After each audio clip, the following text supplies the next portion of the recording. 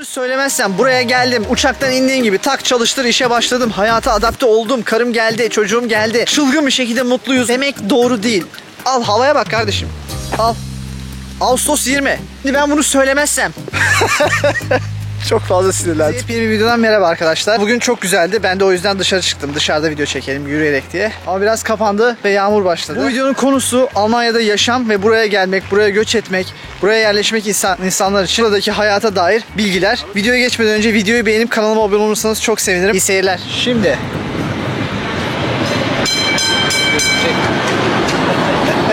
videoya şu şekilde başlayabiliriz diye düşünüyorum. Almanya taşınmanın tabii ki olumlu ve olumsuz tarafları var. Tabii ki bunlar öncelikle sadece ve sadece benim kendi fikirlerim. Burada bence ilk olumsuz faktör, genelde insanlar bu şekilde düşünüyor ya da hava.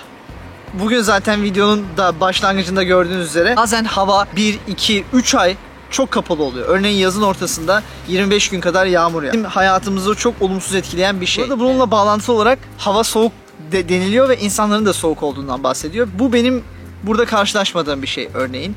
Örneğin biz yolculuk yapıyoruz eşimle, çocuğumuzla ve gerçekten samimiler, komşularımız çok samimi, yaşadığımız apartmandaki insanlar, benim iş arkadaşlarım, bana yaklaşımları gerçekten çok samimi ve yakın. Burada belki de insanların yakınlıktan, uzaklıktan ya da soğukluktan ne anladığına göre değişebilir bu.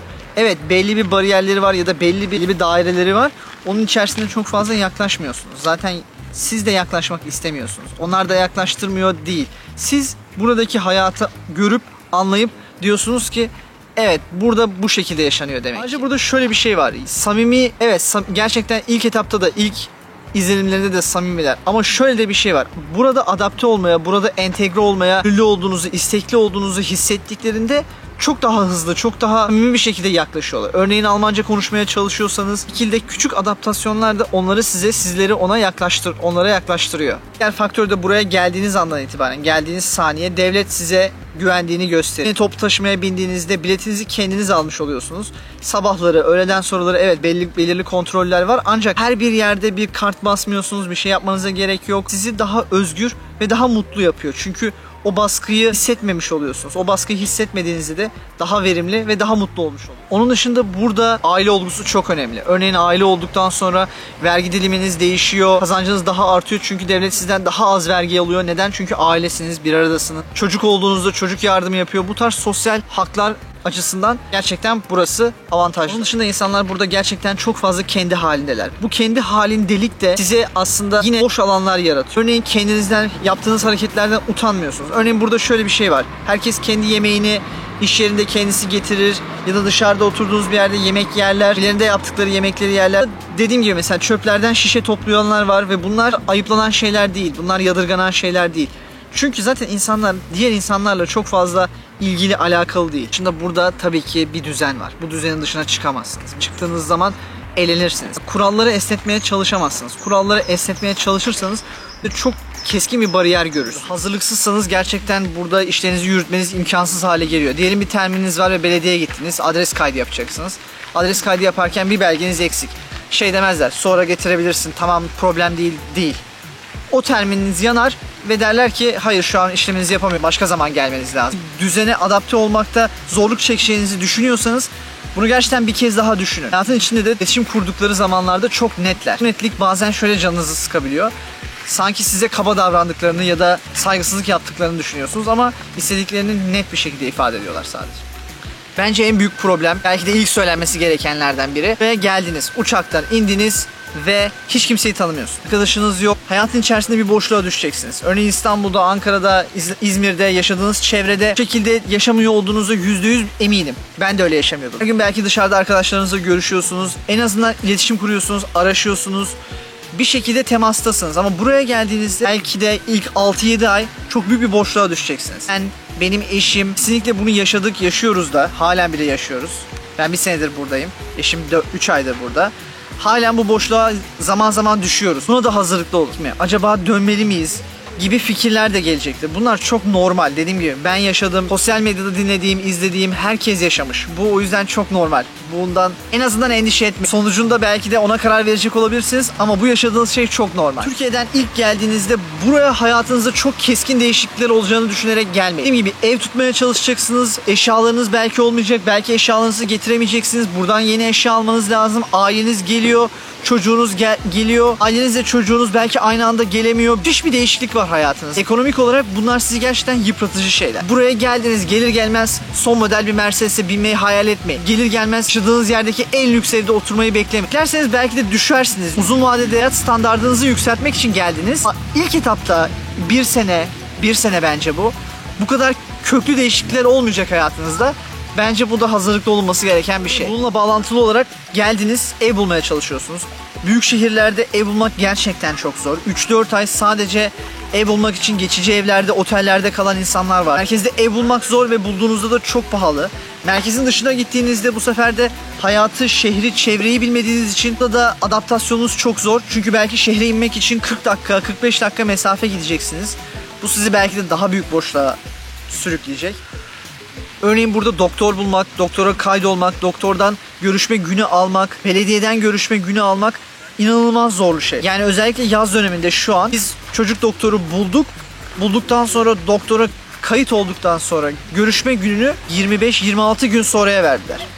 Mesela çok yakından yaşadığımız bir örnek. Bu arada evlerle ilgili şöyle bir şey daha söyleyeyim. Burada kimse 100-120 metrekare evlerde yaşamıyor. 50, 60, 70 arasında değişiyor evler. Metrekaresi büyükleri. Tabii ki 3+1 olduğunda 90'a 100'e çıkar. Ama yaşadığınız ortam biraz daha küçük, minimalist. Bunun belli avantajları ve belirli dezavantajları var. Örneğin biz yaşadığımız çevrede, yaşadığımız ülkede hiç bu tarz küçük evlerde yaşamıyorduk aslında. Bunu geldiğinizde siz de göreceksiniz. Ama bunun şöyle bir avantajı var. İsrafı önlüyor. Mesela alacağınız şeyleri küçültüyorsunuz, alacağınız eşyaları küçültüyorsunuz, evinizde daha minimalist yaşamaya başlıyorsunuz. Bence en azından ben geldiğimde öyle düşünmüyordum. Burada dışarıdan yemek yemek gerçekten çok pahalı bir olgu.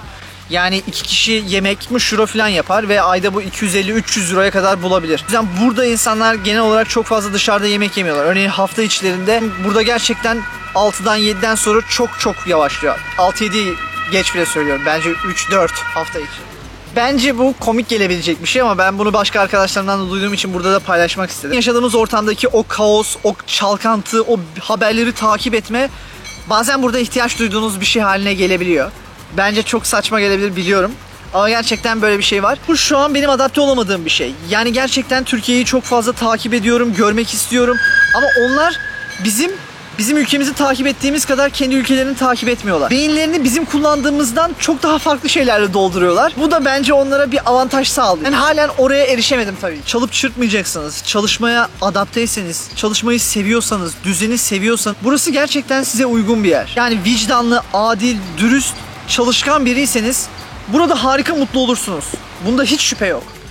Şimdi yağmur yağmıyorken ben bir şeyler çekmiştim. Siz oraya gidin, onları izleyin. Ben de yanıma sandviç almıştım. Bir şeyler yiyeceğim. Tekrar buluşuruz.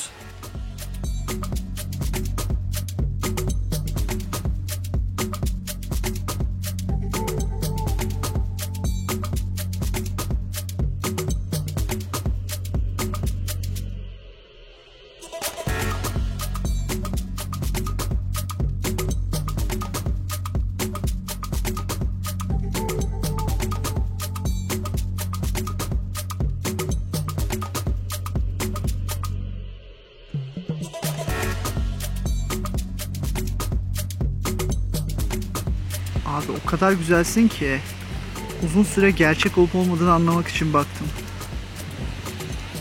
Keşke daha fazla zoomlayabilseydim seni. Bir ara Facebook'ta böyle sürekli bahçe böcek fotoğrafı paylaşılıyordu ya, onlar gibi oldum. Ya da Japon turistler gibi hissettim kendime. Ama ne yapayım, güzel yani kardeşim, baksana şu görseli çekmeyeyim mi? Ne güzel park bahçe yapmış adamlar.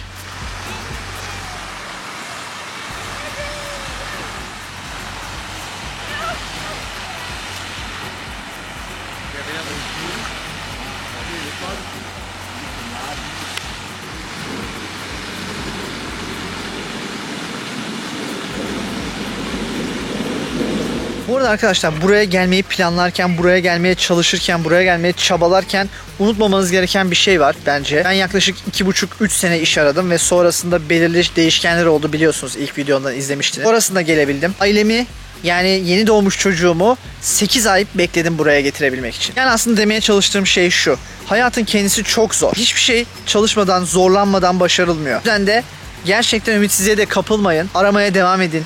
Bir şekilde olacak. Demin otururken söylemeyi unuttum. Çünkü bu konuda soru gelecektir. Belediyede ya da doktorda işinizi halletmeye çalışırken İngilizce ya da Almanca konuşmaya çalışabilirsiniz. Ya da Almancanız hiç yoksa İngilizce konuşmaya çalışabilirsiniz.